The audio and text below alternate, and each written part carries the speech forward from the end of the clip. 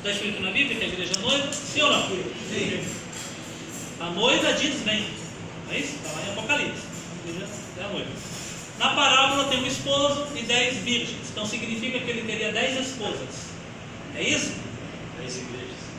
É o que parece, né? Então, o nosso desconhecimento da cultura de Israel, quando eu era, antes de estudar, eu imaginava que era isso, que era não que eu entendesse que a Bíblia estava defendendo a poligamia, mas eu entendia que era uma fábula, uma parábola, uma história, que nessa história foi permitido mostrar alguém casando com 10 esposas, que são as 10 virgens, mas não é isso. Não é isso. Então, a gente imagina que o esposo é também não é 10, tá? Não é um casamento com vários casamentos ao mesmo tempo, mas é uma pessoa, o esposo, que é Jesus, mais as 10 virgens. Só que essas 10 virgens, elas não são noivas, são damas de acompanhamento da noiva. Só que no texto bíblico não está escrito isso. Por que não está escrito? Porque as pessoas da época não precisavam saber disso, porque todo mundo sabia. Se você ler o texto hoje falando os padrinhos do casamento chegaram, precisa abrir parênteses e explicar o que é um padrinho de casamento? Não, você já sabe. Naquela época, quem lesse já sabia. Então, o reino de Deus será semelhante a 10 virgens que, tomando as suas lâmpadas, saíram ao encontro do esposo. Então, lâmpada também, né? Não é uma lâmpada como essa daqui, né? É de LED, é de pilha, como que é essa lâmpada? Tomaram 10 lâmpadas e saíram ao encontro do esposo. E 5 delas eram prudentes e 5 loucas. Então nós vamos ter aqui uma divisão de uma parte dessas moças que são chamadas de loucas e outra parte são chamadas de sábias ou prudentes.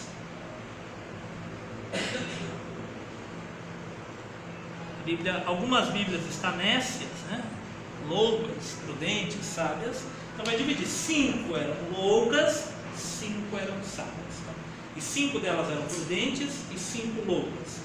As loucas, tomando as suas lâmpadas, não levaram azeite consigo, mas as prudentes levaram azeite em suas vasilhas com as suas lâmpadas. E, tardando o esposo, tosquenejaram todas e adormeceram. Presta atenção, porque Jesus, ele conta as parábolas, e às vezes a gente quer examinar parte por parte. Mas como eu disse, a ideia é contar uma história para você guardar e pensar nos seus significados. Muitas vezes, até permitido a gente se ater a alguns pedacinhos, mas não fazer doutrinas assim, né? A parábola que o pastor leu diz que o Senhor voltou rápido, não foi? Diz que pegou desprevenido, porque ele falou: o Senhor vai demorar a voltar. E ele começa a espancar os conservos e encher a cara, né? E aí chega o Senhor. Então chegou rápido. Aqui o esposo demora. Tá vendo? Como não dá para fazer uma doutrina só no texto? Lá é rápido, aqui demora. Porque a ideia é mostrar que é imprevisível. Alguns acham que demora, outros acham que é rápido. Mas o fato é você viver essa imprevisibilidade a qualquer momento. E tardando o esposo, tosquenejaram todas e adormeceram. Mas à meia-noite ouviu-se um clamor: aí vem o esposo, sair ao encontro. Também não vai fazer uma doutrina falando que Jesus vai voltar meia-noite. Jesus vai voltar meia-noite? Sim ou não? Não. Como é que você sabe? Ninguém sabe a hora. Eu digo para vocês que Jesus vai voltar meia-noite. Aí vai formar outra igreja. Não, ele vai voltar meia-noite. Igreja da meia-noite. Ele vai voltar meia-noite e você pode conferir no relógio ou no seu de algum irmão no dia. Porque na verdade nós temos um fuso horário de 24 horas. Jesus vai voltar ao mesmo tempo no mundo todo. Em algum lugar do mundo vai ser meia-noite. É ou não é? Algum lugar do mundo vai ser meia-noite e vai ter crente lá. Então, por isso que, tá vendo? Aqui é questão de lógica. Ele volta ao mesmo tempo no mundo todo. É fuso horário, tem lugar que é 1 hora, tem lugar que é 2 horas. Mas é atemporal, ué. Você vai calcular aqui Jesus, o tempo de Jesus? É atemporal? Não é atemporal. Se fosse atemporal, não nos pegaria dentro do tempo. é temporal, mas cada lugar do planeta é um tempo diferente. Para a gente, mas para ele Hora. não. Para ele não, mas para a gente, né? A referência é a hora. À meia-noite ouviu-se clamor. Aí veio o esposo, saíram ao encontro. Então, todas aquelas virgens se levantaram e prepararam as suas lâmpadas. E as loucas disseram às prudentes: dai-nos do vosso azeite, porque as nossas lâmpadas se apagam. Mas as prudentes responderam dizendo: não seja caso que nos falte a nós e a vós. Ide antes aos que vendem e comprai-o para vós. Não adianta ficar fazendo doutrina onde não existe. Alguém poderia falar: vai comprar de quem, né? A história, o interesse é a lição principal, parábola. E tendo elas ido comprá-lo, chegou o esposo, e as que estavam preparadas. Está vendo? Vigiai. As que estavam preparadas entraram com ele para as bodas e fechou-se a porta. E depois chegaram também as outras virgens, dizendo: Senhor, Senhor, abre-nos a porta. E ele, respondendo, disse: em verdade vos digo que vos não conheço. Agora ele termina com a missão: vigiai, pois, porque não sabeis o dia, nem a hora em que o Filho do Homem há de vir. Então eu quero que os irmãos pensem aqui também algumas coisas que às vezes... Porque o simbolismo na Bíblia é símbolo. E o símbolo, ele depende do seu contexto. Geralmente na Bíblia, fermento é pecado, não é isso? Mas tem uma parábola que Jesus compara o fermento com o reino de Deus. Então tem coisas que às vezes a gente vai olhar o símbolo, mas a gente tem que prestar atenção no contexto. Então, por que eu estou falando isso? Eu quero que vocês pensem o que essas 10 virgens têm em comum e o que elas têm de diferente. Por exemplo, as 10 virgens, todas elas esperavam a chegada do noivo? Sim. Então não pode falar que as virgens loucas são virgens que não pensam na volta de Jesus. É aquele crente que não pensa na volta de Jesus. É o crente que, se você perguntar para ele, ele não vai negar que Jesus vai voltar. A diferença não está aí. Essas virgens, todas elas tinham lâmpadas? Sim. Todas tinham lâmpadas. A diferença não tem lâmpada, é aquele crente apagado. No primeiro momento não. No primeiro momento não. Você pode pensar assim: essas 10 virgens, a diferença vai ser que algumas não eram virgens, então é o símbolo da impureza. Não, todas são chamadas de virgens. É o sentido da pureza. Todas são chamadas de virgens. Você vai dizer: não, pecado é porque elas dormiram. Agora, por isso que eu falei do símbolo, porque geralmente a gente usa dormir como símbolo do pecado, da preguiça, da indolência, do despreparo. Só que as virgens sábias também dormiram? Também dormiram. Então dormir não era o pecado. Então elas têm em comum: todas são virgens, todas têm lâmpadas, todas esperam e todas dormem. A diferença vai ser como que elas esperavam a chegada do noivo. Aqui mesmo, se eu perguntar, eu não acredito que ninguém vai levantar a mão e vai falar: eu não acredito que Jesus volta. Na igreja, dificilmente você vai encontrar alguém que vai falar: não acredito que Jesus não vai voltar. Eu acredito que Jesus vai voltar. Agora, o que nós temos que examinar é como que nós estamos nos portando para aguardar a volta de Jesus. Qual que é a nossa postura diante daquilo que a gente afirma que é a volta de Jesus? Certo? Mas antes de voltar às lições aqui, eu quero ler algumas coisas para os irmãos, né? Algumas da revista, já estou falando, outras eu peguei por fora. Eu quero observar algumas coisas. Jesus, essa parábola, né? Jesus conta várias histórias para ilustrar uma mesma realidade. Eu quero que os irmãos se lembrem aqui de pelo menos 3 parábolas sobre a volta de Jesus, né? Então nós temos, por exemplo, uma parábola que fala do nosso encontro final com Jesus. Tem uma parábola que fala que ele é um rei. Essa é a lição sua? Do grande julgamento.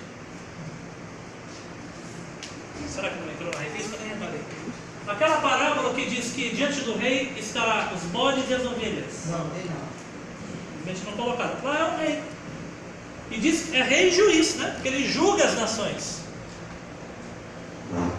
O grande rei, diante dele uma grande planície, e ele separa os bodes das ovelhas, coloca as ovelhas à direita, os bodes à esquerda, e ele vai julgar, não é isso? E ele vai dizer: vinde, possuir por herança o reino. O rei é o que pode dar o reino. Possuir por herança o reino que vos está preparado desde a fundação dos séculos. Por quê? Tive fome, me deste de comer, tive sede, me deste de beber, por aí. Mas ele diz, para os da esquerda: apartai-vos de mim, para o fogo preparado para o diabo e seus anjos. Por quê?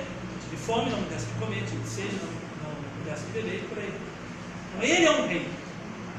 Essa imagem, ela não dá a ideia de uma proximidade nossa com Deus ou com Jesus. Porque a imagem é de uma planície enorme, que cabe o mundo todo. Todos os vivos e mortos, estando diante de um grande julgamento. Não existe espaço na terra para isso. Imagina alguém no trono para julgar e o mundo todo. Todos os que já viveram e os que estão vivos na frente daquele grande rei.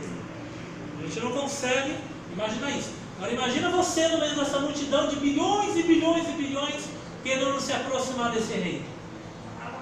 Nessa parábola nós não temos essa ideia da proximidade.